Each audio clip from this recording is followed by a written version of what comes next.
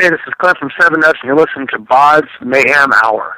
Welcome to BODS Mayhem Hour, your source for all hard rock, heavy metal, new metal, alternative, punk, horror punk, hardcore, rock, and all local bands, with your host, John the Bod, a.k.a.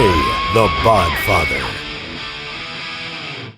Hey everybody, welcome to BODS Mayhem Hour. I'm your host, John the Bod, a.k.a. the Bodfather.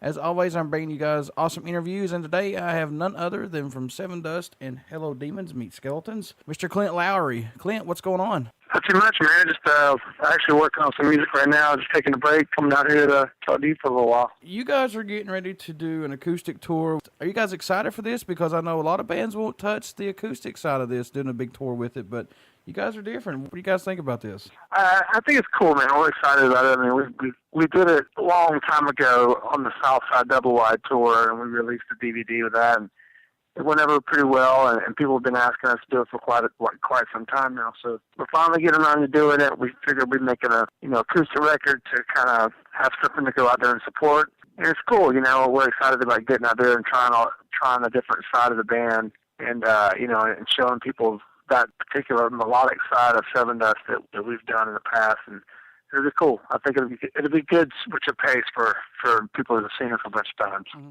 And you guys are releasing 6 new songs on this new acoustic album that's coming out too. What would you say your favorite one off of it is? I really like all of them are special in their own way. I really like Come Down. It's, to me, kind of positive, and LeJean sounded great on it. It's just one of the songs that just resonate with me the most. I enjoy listening to it musically and lyrically. I think it's great. You guys took a hiatus there for a little while and finally got back to playing music and everything. You also took some time out and did Hello Demons Meet Skeletons. So are you done with that? Are you going to be doing any more with that project, or what are you working on now? I'm pretty much done with the Hello Demons thing. I mean, that was, I won't release anything titled that anymore. I mean, That's pretty much always been my kind of the name for my solo kind of project. But I think now, and it was all, also acoustically based.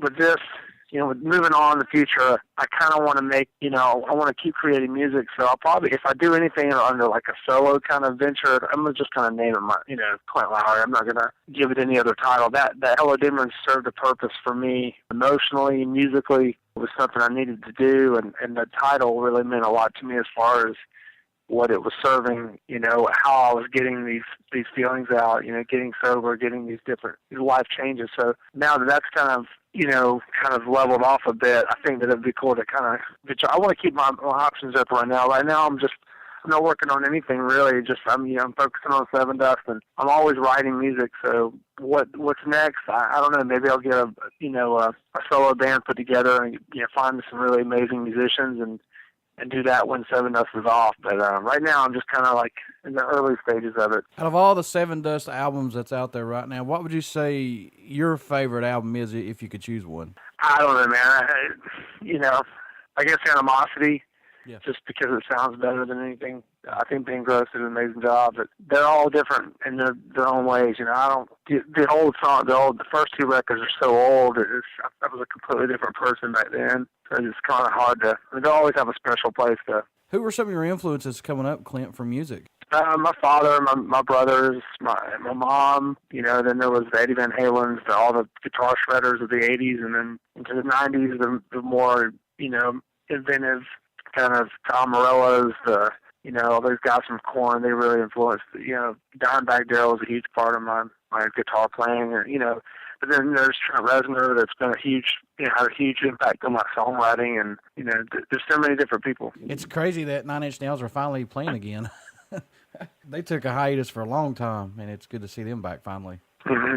When you guys were coming up for Sevendust, did you guys get a lot of support back then in y'all's area, or how did it work out? No, we didn't get much support at all. We actually had to go and get a record deal, go play, but I mean, it's a different landscape now than it used to be. But we didn't get much support in Atlanta where we were from at all. And then we just kind of went and got big different places and came back in Atlanta, came around eventually, but it took us a long time to get Atlanta, our own hometown. But we had a couple hundred people that would come see us, but nothing big. That's insane. That's crazy. Your own hometown won't even support you. That's nuts. Well, I'm not saying they didn't support us. They just didn't know who the hell we were, you know. When you guys write songs and everything, does everybody contribute, or how do you guys work this out? Does LaJohn just do write the lyrics, and how do y'all work this out? We do it a bunch of different ways for different songs. You know, I usually take the lead on the music, and John does, and then we'll bring it to the band. The band puts the music together, and then, you know, lately it's been me writing a lot of lyrics and melodies, and then LaJohn goes in there and sings them.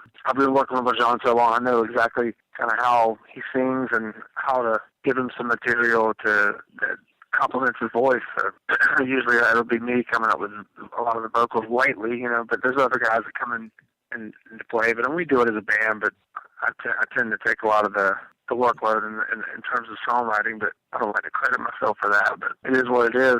You know, I'm not going to not say it either, you know. Right. Do you guys prefer clubs, Clint, or festivals, or does it even really matter? I mean, they're all cool. I mean, you know, when you talk to someone like me that's been around, it's like, you know, they're all, you try to find appreciation in every level and every size venue and all that stuff. So when we play small places, there's a cool intimate vibe to that. We play big places. It's a childhood dream of playing big places, you know.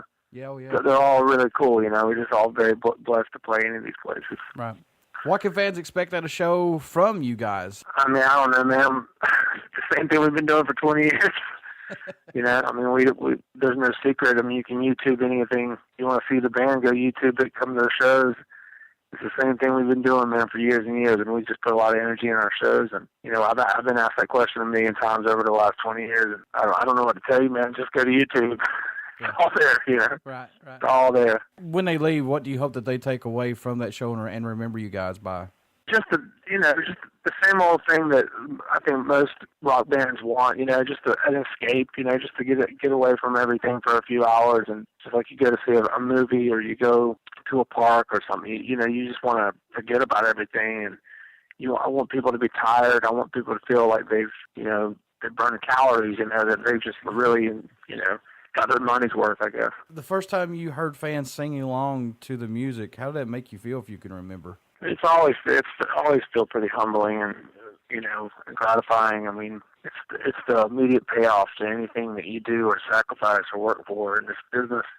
To have people sing your words back to you and respond in a positive way is the ultimate goal. You know, selling records is great. I mean, that's another way that people respond live. When people sing the words back, you really can tell that they're on the journey with you, you know. Clint, are there any bands that you guys have not played with yet that you want to play with eventually? I haven't really thought about it, man. I mean, we play with a lot of bands in our type of music. I mean, yeah. I would love to do some shows with Queens of the Stone Age and 9 Inch Nails just because I love those bands. But probably never happened because, you know, I mean, I don't know. We've played a couple shows with Queens of the Stone Age on festivals and stuff, but never just one-on-one. But yeah, we're open to play with anybody. We're at the business now. We can play with anybody. Are there any new bands you're listening to right now that you like? Man, there's a bunch of cool new bands. I mean, not really. I mean, nothing super new. I've been listening to some old stuff here lately, but Erythia I love. They're not new, but they've been, you know, I've been listening to them for a while. Nothing new that, like, Tesseract, I think they're a really good metal band. There's a couple alternative bands that are coming out that I enjoy listening to. But what do you think that Sevendust brings to the table for music? I don't know, man. I mean, our own distinct kind of sound, I guess. I mean, I don't know. What do we bring to the music? I guess you just listen to our music and kind of figure that out. I mean, I don't think we bring anything completely new. I mean, everything we do is some influence by it somewhere, you know, but I think we bring a good mix of melodic and heavy music and melodic vocals and over an aggressive, percussive music landscape. When you're at a show or you receive an email when a fan says that your music has helped me out tremendously, whether it's through bad times, good times, what does that mean to you? It means everything, man. I mean, that's why I was a kid and fan of music, still am. Music affects me in that way, and when people say that, I mean, that's the ultimate. I mean, it's just like people singing the songs back to you. It's another way that they respond and relate on a very deep level if it's helped them. And I mean, I think that's the purpose of all the songs. I don't know, the purpose for the songs for us is it moves us. It's an expression of art and emotion, but then the byproduct of that is, you know, people use those as an escape and a way to cope with life instead of maybe turning to something negative or turning against someone else that they love. It's kind of like, you know, something I use when bands put a great record together. I completely lose myself in it, and I can relate when people say that. Since it's the digital age, do you think it's hurt the music industry and band? I don't know. I mean, I think music is always going to change the way they sell music.